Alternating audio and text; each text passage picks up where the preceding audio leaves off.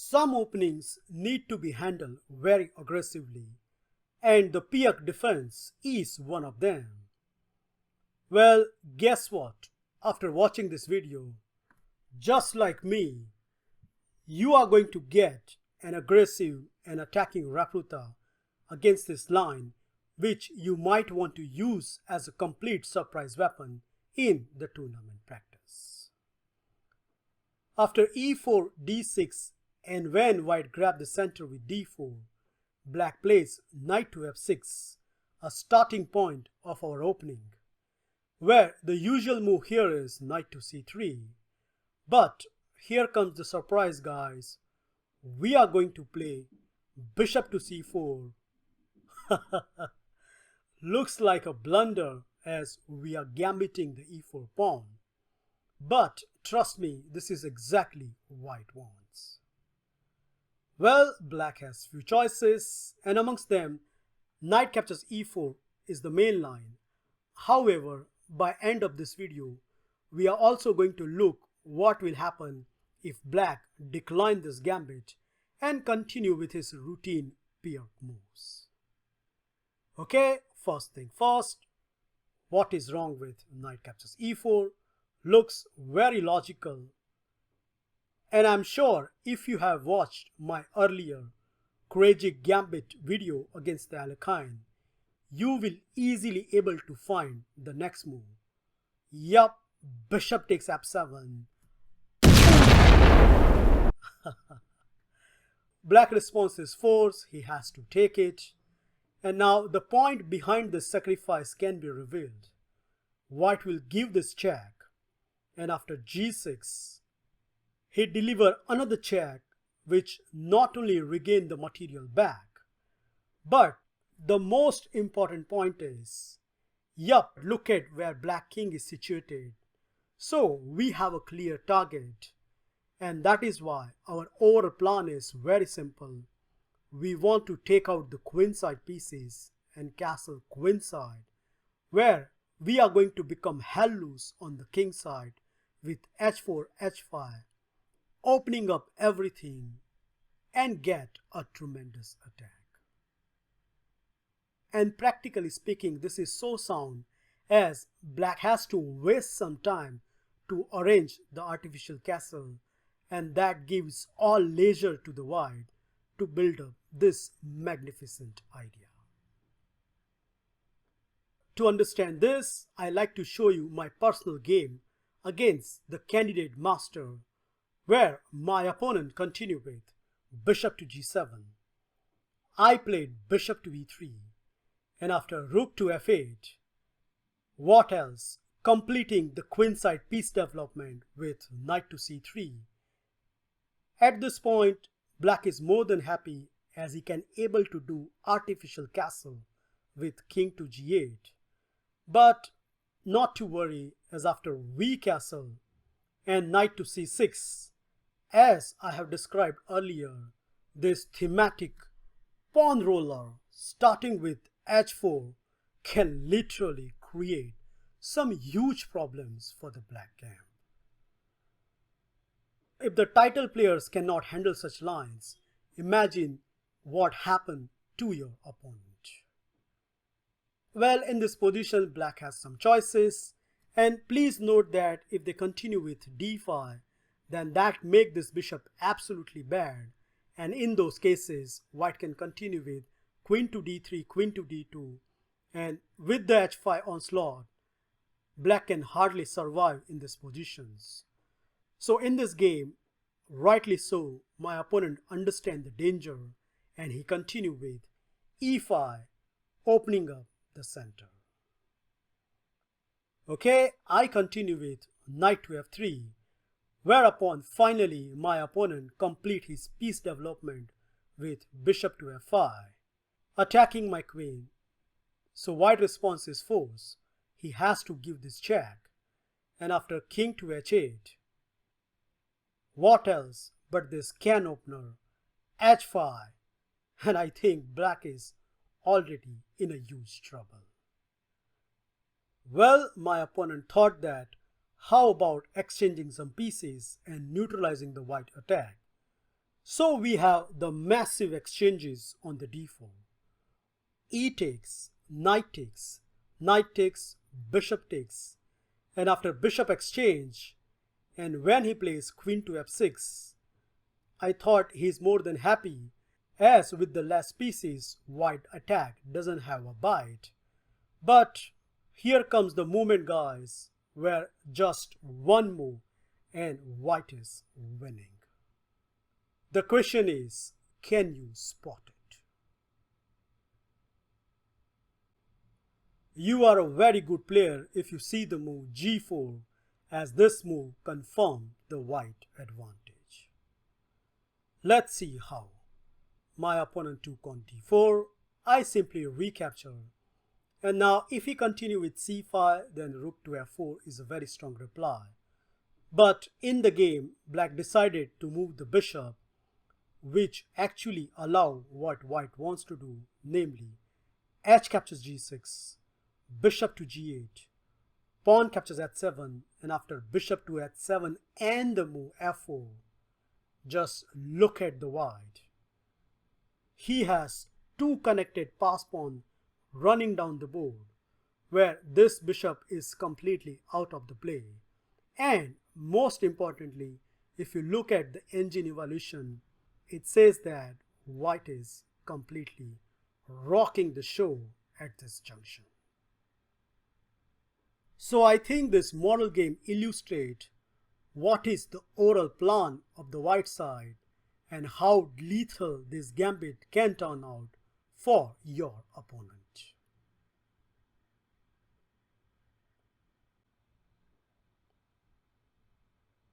Okay, so let's check out what to do if black decline our wonderful gambit.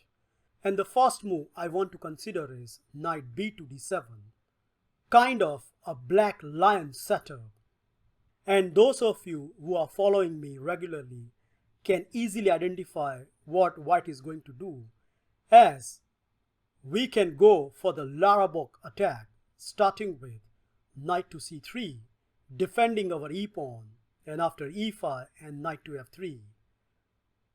I have demonstrated this attack in my Dirty Chess Tricks 22 episode, where white's big idea is after bishop to e7, he wants to play knight to g5, allowing black to castle so that he can sacrifice with bishop takes f7.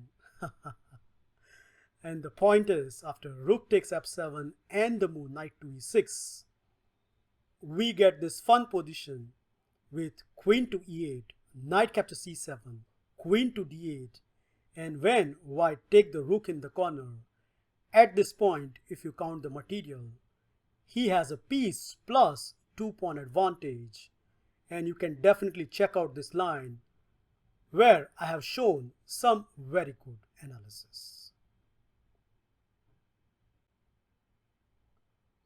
Last but not least, what to do if your opponent continue with the routine Pirc defense move g6.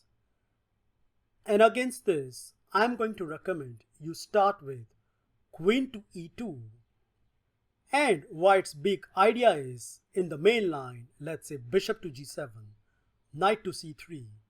No matter whatever black plays, we are going to deliver this thematic break e5, which creates some great attacking and fun position.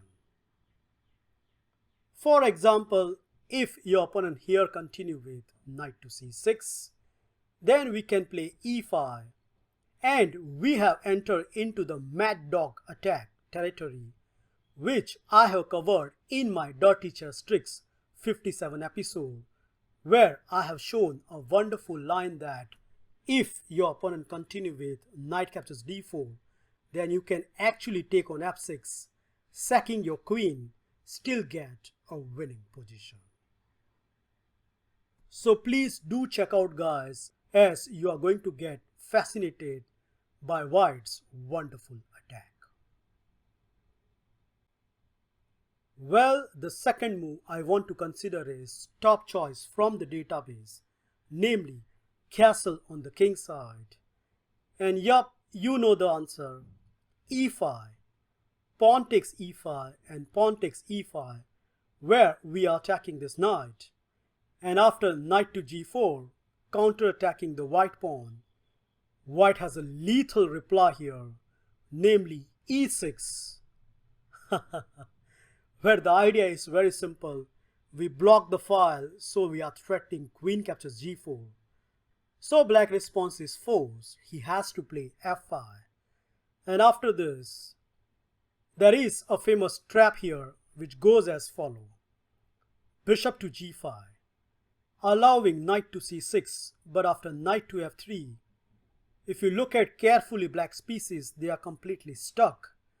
And if you check the database, in the majority of the games, black has tried the move h6, which is a complete disaster, guys, as just one move and black can pack his bag and go home. Did you see it?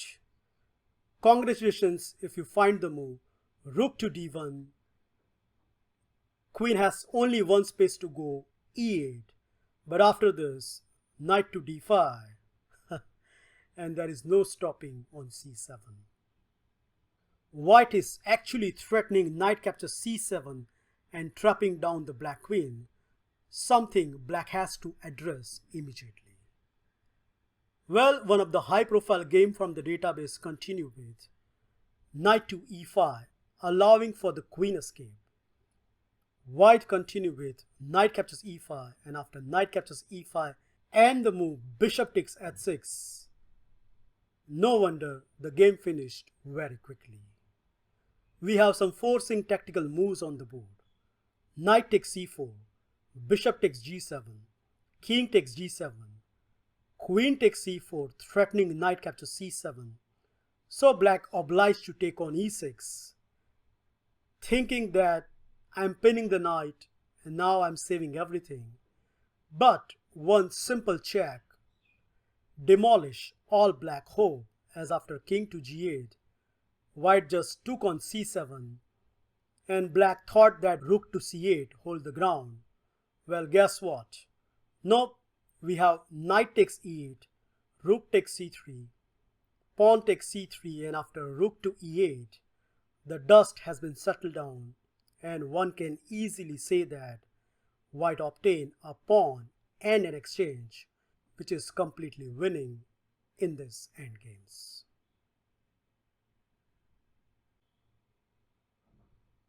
Last but not least, what to do against the move c6? Well, no prize for guessing white's next reply, which is very obvious. e5, pawn takes e5, pawn takes e5. We already seen the consequences of knight to g4. So the correct response is knight to d5. However, after this, white should go for the queenside castle, starting with bishop to d2. Well, one of my recent game gives you a clear path how you can handle this position, as black continue with some obvious moves and still find himself at the trouble zone. He castle and I immediately start attacking with h4. Seeing the h5 is looming, my opponent stop it with h5. But then white can simply castle with a clear plan in the mind. f3, g4, ripping apart the black king. You might think, hang on, black attack is coming faster than white with b5. And this is exactly happening in the game. But here is the point, guys. We can take on d5, and after pawn takes d5, white can deliver this nice attacking punch with bishop to g5, intending to capture back with the rook. Okay, my opponent continue with d4. I just keep attacking the center pawn with knight to f3, and after knight to c6, what else but centralizing my queen on the e4 square. Well, my opponent plays queen to b6, but this make my task very easy, as I can now safely take on d4, and after bishop to b7, White has a star move in this position, namely knight to d5, which more or less stem the authority of the white. Okay, black has to move the queen, and in the game he played queen to c5, defending on e7, but it is just an illusion, guys, as after knight takes e7, once again we get a forcing sequence where white get a completely upper hand, starting with knight takes e7, queen takes b7, attacking the knight. Black plays rook to e8, but then after queen takes b5, it is white who obtain 3-pawn advantage, and with some careful play, this is definitely a winning position for the white.